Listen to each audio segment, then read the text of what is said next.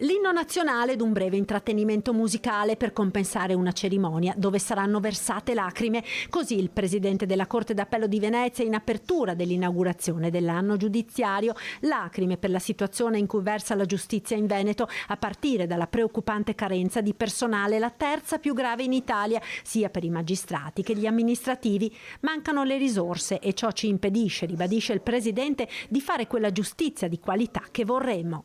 E appare quindi curioso che tra coloro che dovrebbero dare le risorse con la legge e con l'attività di governo, troppo spesso vengano attribuite alla magistratura le responsabilità per l'inadeguato funzionamento della giustizia. E gli effetti sono sotto gli occhi dei cittadini. Sono continuamente costretto a delle scelte impegnative che non spettano a me. Se non posso fare tutti i processi e qualcosa va in prescrizione, alla fine devo scegliere che cosa va in prescrizione. I dati sono preoccupanti, i reati sono in crescita e quando anche la singola voce è in calo, ad esempio terrorismo, non è certo per la diminuzione di quel tipo di reato.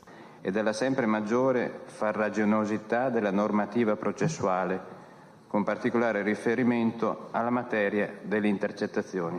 Rincara alla dose il presidente del Consiglio dell'Ordine degli Avvocati di Venezia. Abbiamo una situazione che non esito a definire drammatica con riferimento all'ufficio del giudice di pace, che è divenuto il luogo dove quotidianamente viene negata giustizia. Non posso che sperare che l'attuazione dell'autonomia differenziata con la richiesta da parte della Regione anche di questa materia possa portare qualche beneficio.